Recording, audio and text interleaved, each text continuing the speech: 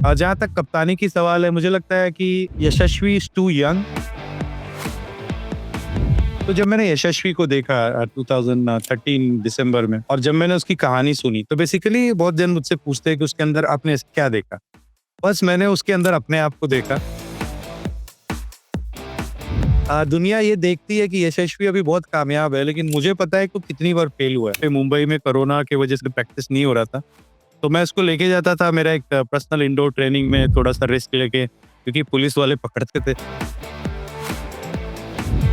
आई think under 19 world cup के बाद आज तक मैंने पृथ्वी को फेस टू फेस नहीं देखा। मैं बहुत बार बोल चुका हूँ। लेकिन आपकी नज़र में जो एक नेक्स्ट सुपरस्टार बन के आ सकता है?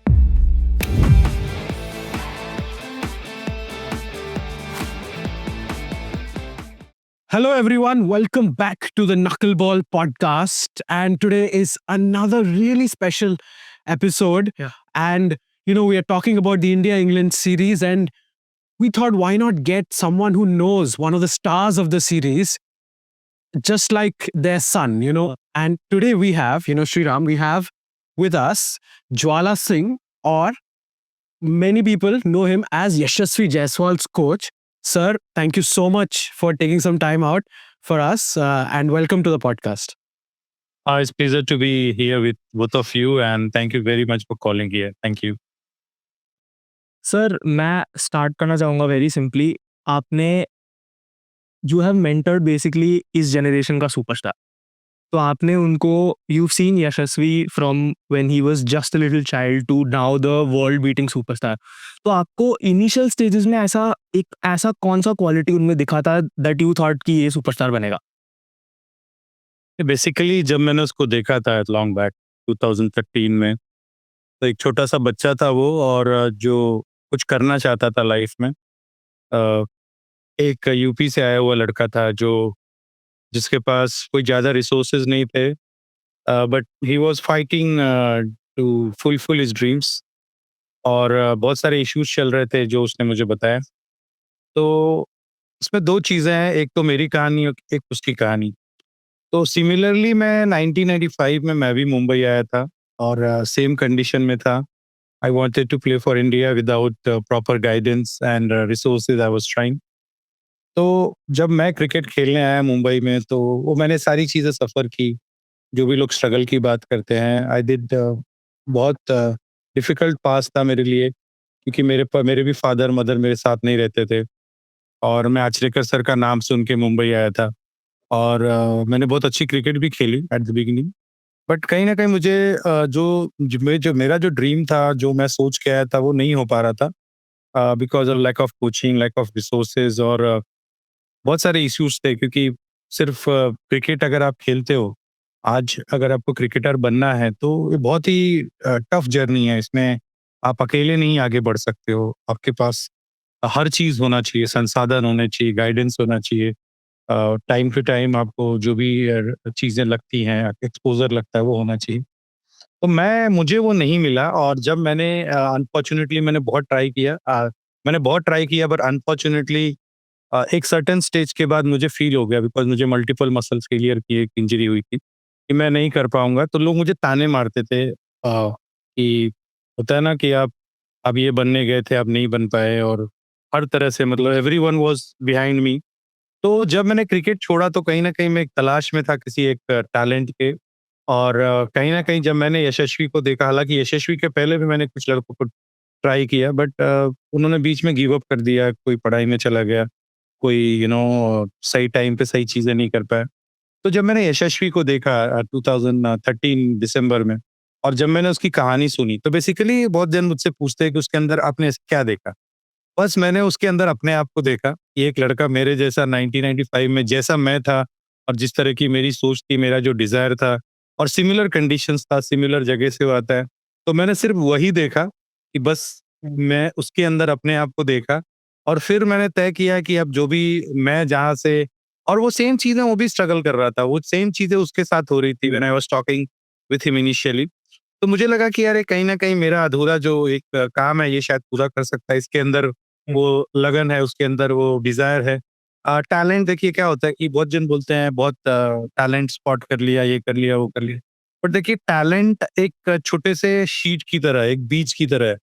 अगर आप एक अच्छे बीज को अगर सही पानी, हवा और खाद नहीं दोगे तो वो वेस्ट हो जाएगा। तो I don't believe in talent basically, I believe in attitude and also the nurturing of the talent.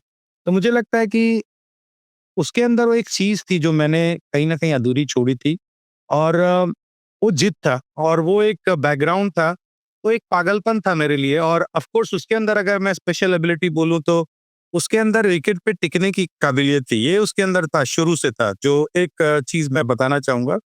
But धीरे-धीरे जैसे-जैसे हम साथ होते गए, मेहनत करते गए, बहुत सारे चैलेंजेस आए और वो इम्प्रूव करते गया। उसके अंदर जैसे मैंने बताया कि विकेट पे टिकने की एबिलिटी और दूसरा वो लर्न पिक करता था कि इसको कोई भी चीज़ बताओ तो जल्दी पिक करता था, जल्दी वो डिलीवर करता था। तो आई थिंक ये सारी चीज़ें जो मैंने आपके साथ शेयर की और जो उसकी बातें मैंने बताई, that really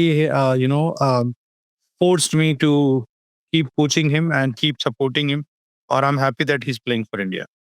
That's Uh, fantastic. Sir हम देख रहे अभी एक लाइक इन माय ओपिनियन यशस्वी से ज्यादा बड़ा टैलेंट अभी बैटिंग में तो दुनिया में नहीं है।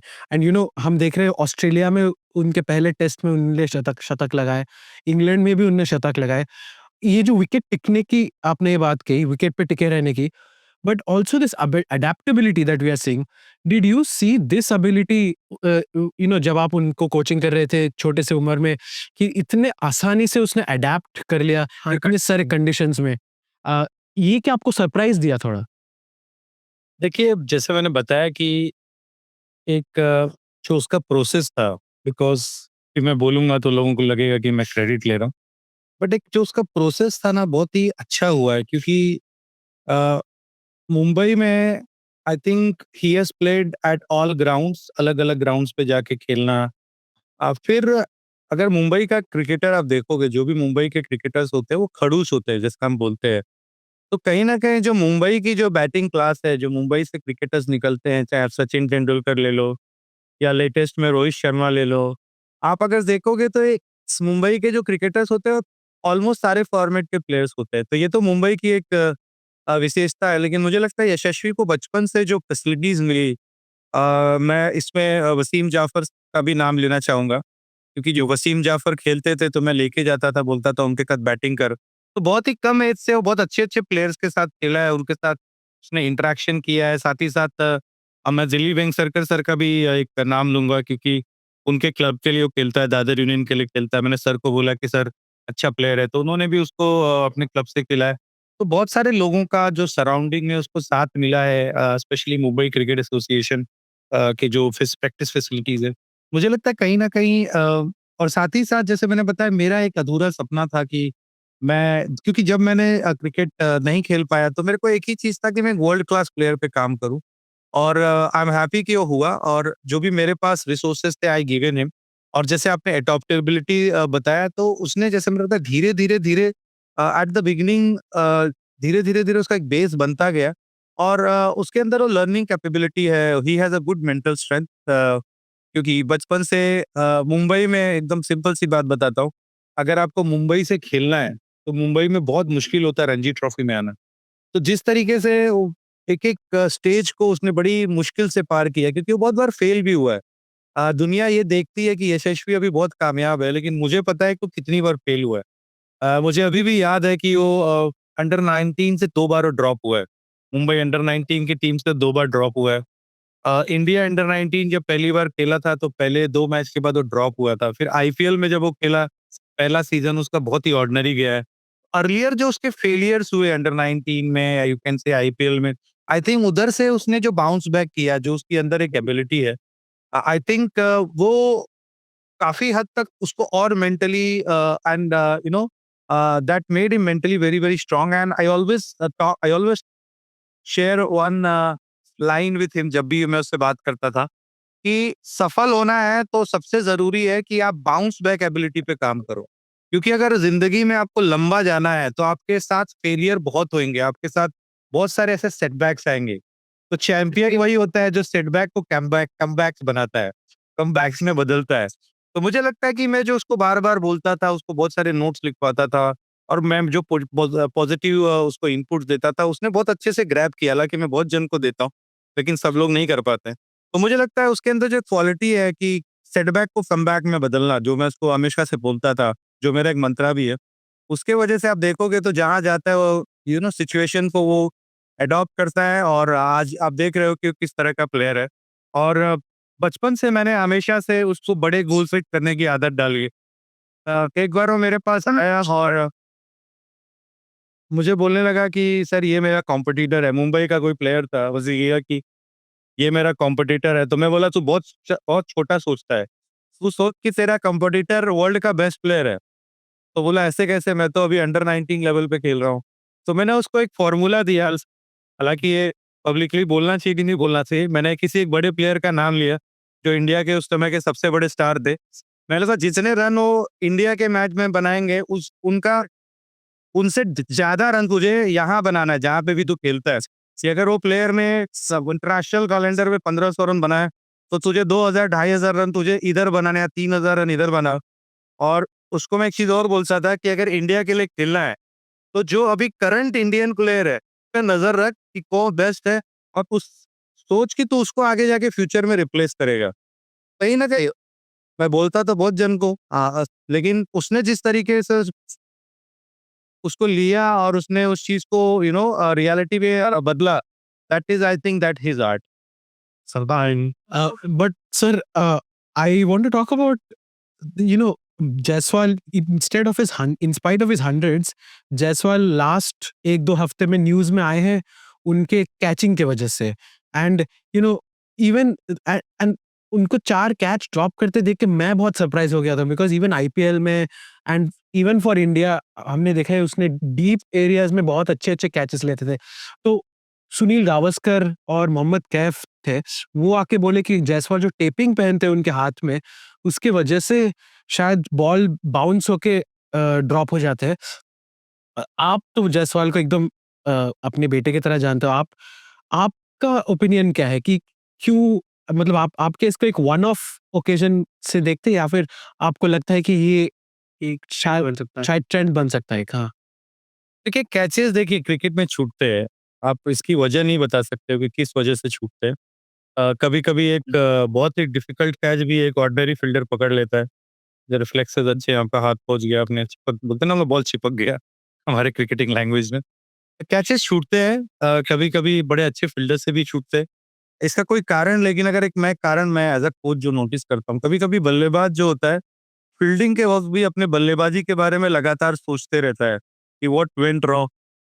बहुत सारे मैंने बैट्समैन को देखा है कि जब वो फील्डिंग करते हैं तो थोड़ा अपनी इनिंग्स के बारे में सोचते रहते हैं और उसी में कभी एक आधा ऐसा कैच आ जाता है, may be just lack of awareness के वजह से वो छूट जाता है. This is I can say this could be one of the reason for all the fielders.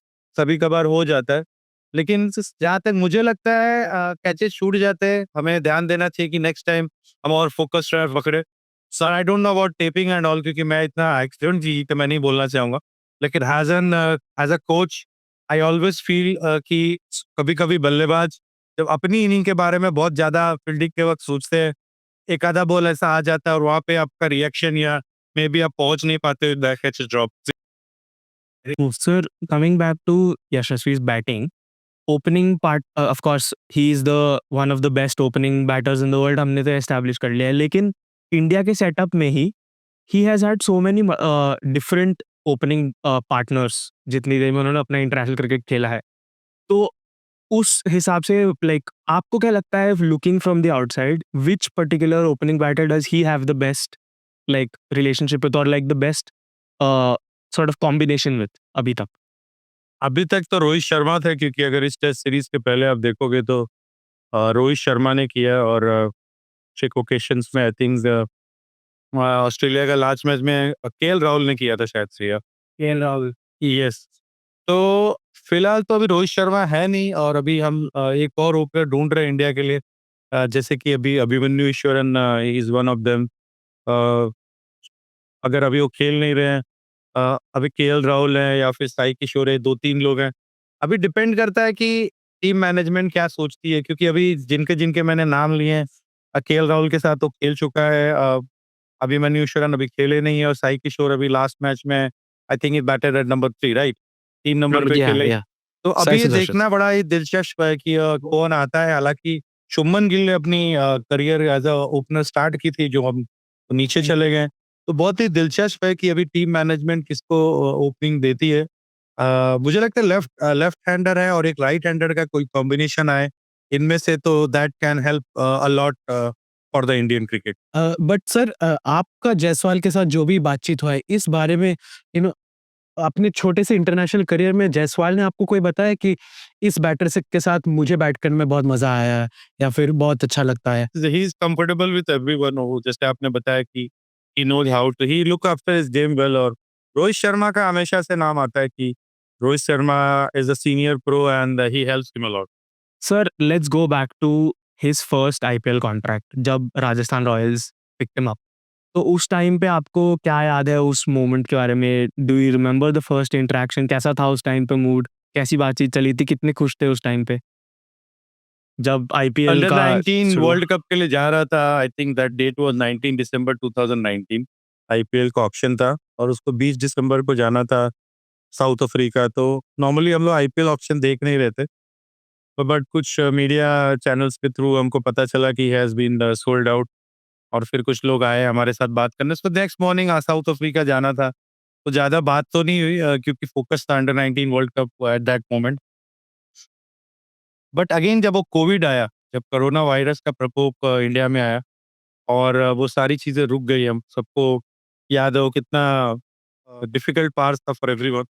उस समय थोड़ा-सा अनसिक्योर सा हमारा हो गया कि आगे क्या होगा, आईपीएल होगा कि नहीं होगा। और ही गॉट इंजर्ड, उसका शोल्डर में थोड़ा इंजरी था। तो थोड़ा-सा उस टाइम पे हम लोग को लगा कि आई don't know what will happen. But later on जब वो आईपीएल के डेट्स अनाउंस हुए और जब उसने प्रैक्टिस शुरू की, क्योंकि उस टाइम पे मुंबई में कोरोना की वजह से प्रैक्टिस नहीं हो रहा था। तो मैं उसको लेके जाता था मेरा एक पर्सनल इंडोर ट्रेनिंग में, थोड़ा-सा रिस्क लेके, क्योंकि पुलिस वाले पकड़ते थे। तो मैं लेके जाता था ऐसे ही थोड़ा बहुत। तो उसकी बैटिंग देख के मुझे लगती थी अरे आईपीएल में रन नहीं बना पाएगा, क्योंकि he was looking very weak. और वो टी20 क्रिकेट का उसने ज़्यादा उसके पास एक्सपोज़र नहीं था उस टाइम पे। तो मुझे बीच में कभी लगा कि उसको बोल दूँ कि तू मत खेल पहला IPL, because you are not prepared. But anyways हमको लगा कि एक बड़ा अपॉर्च्युनिटी है। जब वो जा रहा था आईपीएल में तो उसको मैंने एक ही चीज़ बोला था कि जाओ और सीखो, because you are playing first time in with the world class play. तो मैंने उसको एक ही मंत्रा दिया था कि बात करना, जितने भी प्लेयर्स आएँगे, वो एमएस धोनी हो या विराट कोहली हो या स्टीव स्मिथ उसके कैप्टन थे उस टाइम पे, उनसे बात करते रहना। भले आप अच्छा नहीं खेलोगे या चांस नहीं लो, I don't know what will happen, because I was not sure whether he will play or not that time. तो अगर आपको ज़्यादा मौके भी नहीं मिले तो आप कोशिश करना कि वहाँ पे जो बड़े-बड़े क्रिकेटर्स आ रहे हैं उनका माइंडसेट समझना, कि वो सोचते कैसे हैं? क्योंकि क्रिकेट खेलते हुए तो हम उनको देखते हैं टीवी पे, कि वो कैसे खेल रहे हैं। बट वो अंदर उनके क्या चल रहा है? What kind of mindset they are carrying during the high level of competition. I tried to ask him I told him to ask him every player. तो आपने देखा होगा बहुत सारे फोटोग्राफ्स आए आईपीएल 1 के बाद कि वो बहुत बड़े प्लेयर से बात कर रहा है, लोगों से इंटरेक्शन कर रहा था। आई थिंक उसका एक्सपीरियंस जो हुआ उस आईपीएल के थ्रू, हालाँकि as a batter he did not perform well. 3 match में कुछ उसके 40 रन थे उस आईपीएल में। एक इनिंग खेला था दिल्ली के अगेंस्ट, 35 बॉल पे 34 का, बहुत स्ट्रगल किया था उसने। तो इतना कुछ ख़ास कर नहीं पाया, लेकिन वो जो मैंने उसको बताया था कि एक्सपीरियंस लेना, वो लेके आया। और बाद में जब आईपीएल 1 से आया तो ही वाज़ वेरी अपसेट, क्योंकि उसने कुछ ख़ास किया नहीं था। और वो बहुत इनसिक्योर भी हो गया था कि मेरा आगे करियर होगा कि नहीं होगा, and so many things. Then I I really मैंने उसको बहुत समझाया और उसके लिए थोड़ा स्पेशल प्रिपरेशन किया। बहुत सारा प्रैक्टिस सेशंस किया और प्लास्टिक बॉल से थोड़ा-सा मेरा अलग कुछ मेथड है जब मैं हायर लेवल के एथलीट्स को सिखाता हूँ, जिसमें एग्रेसिव क्रिकेट कैसे खेलना है, शॉट्स कैसे डेवलप करने हैं, मेंटली कैसे स्ट्रॉन्ग होना है। वो मैं 20-25 दिन का एक मैंने कोर्स डिज़ाइन किया हुआ है और higher level athlete, not for everyone.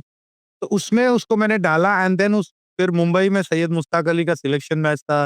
He scored 52 ball 100 फिर सैयद मुश्ताक अली उसका अच्छा गया। फिर आईपीएल सेकंड में उसने फास्टेस्ट 50 किया।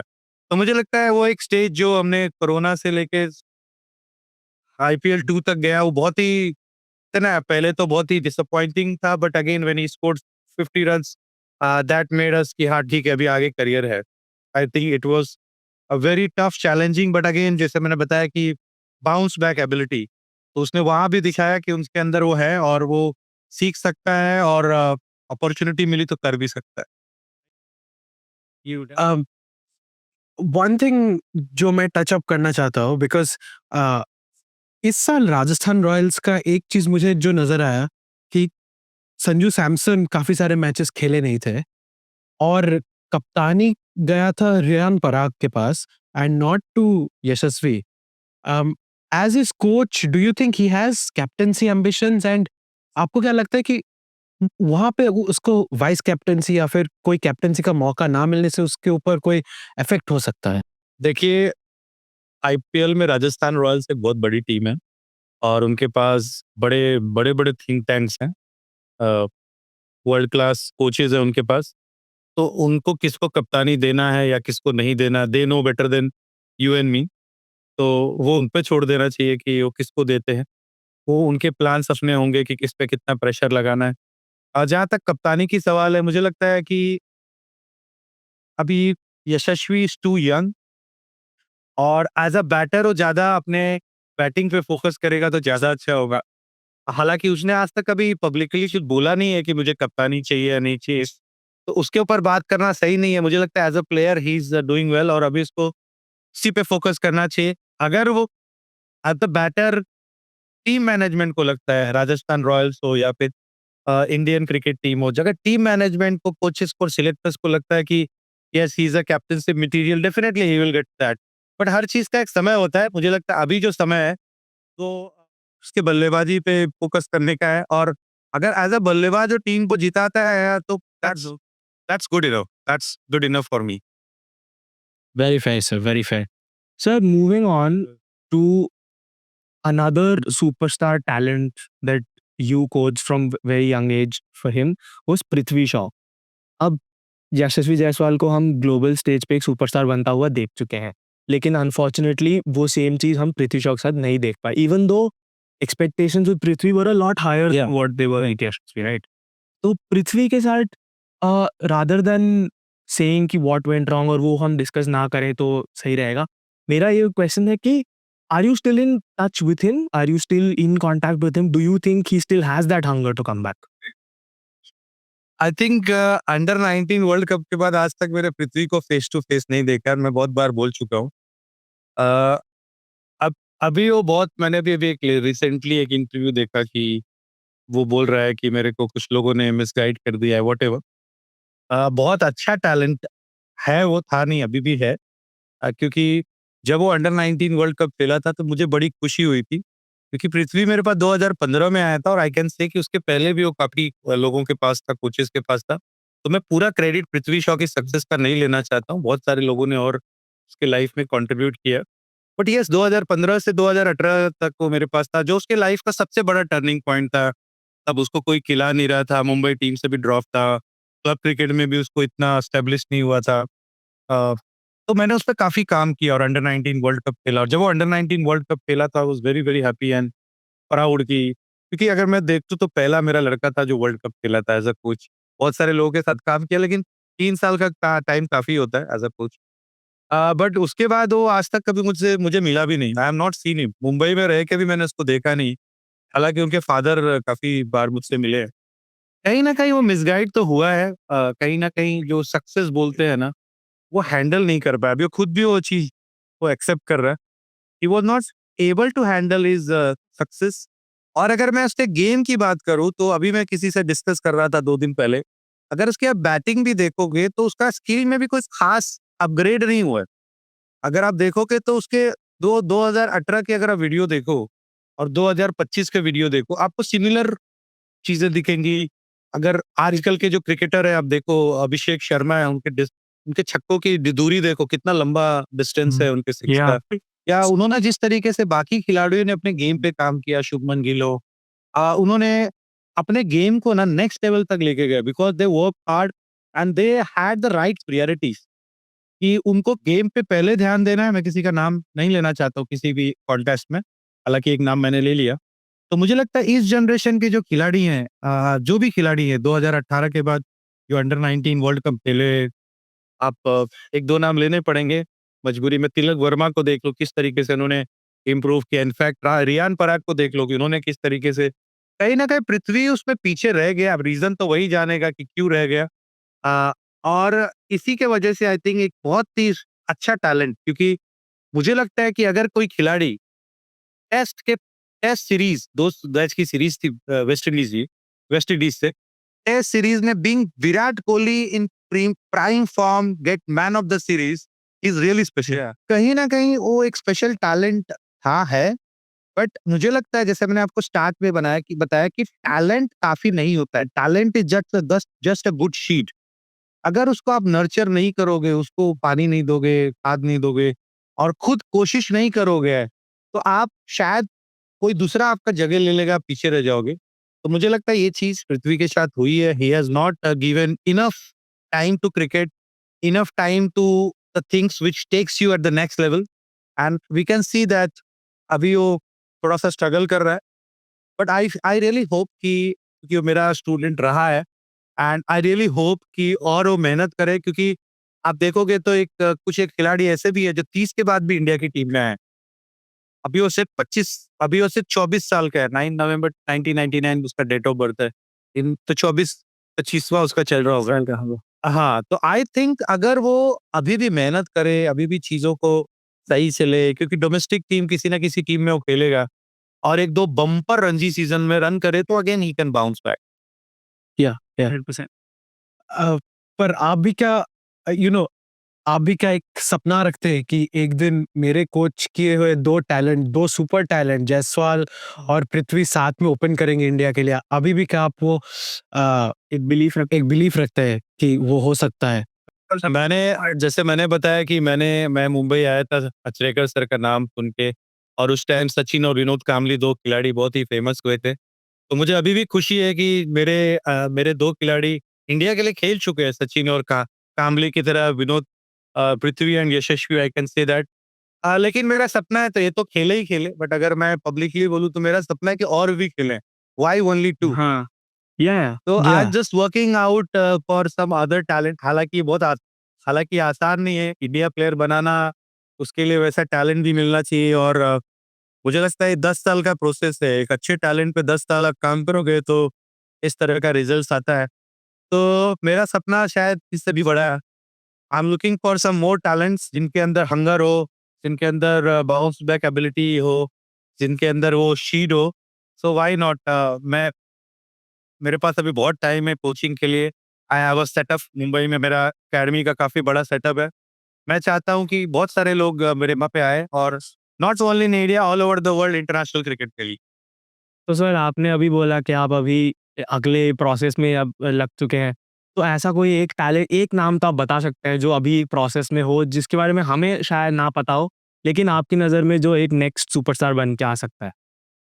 अभी 2-3 लड़के हैं जो मेरे ऑलरेडी इंडिया अंडर 19 वगैरह एक दिव्यांश सक्सेना जो ऑलरेडी अंडर 19 वर्ल्ड कप खेल चुका है। मुंबई से एक मैच रणजी का खेला, उसमें भी 97 रन उसने बनाए थे, 92 रन्स बनाए थे। तो एक तो ऑलरेडी मुंबई से रणजी खेल रहा है, 2-3 लड़के और हैं जो अंडर 23 और इसमें खेल रहे हैं। फिर और बहुत सारे ऐसे लड़के हैं जो मेरे पास आते हैं।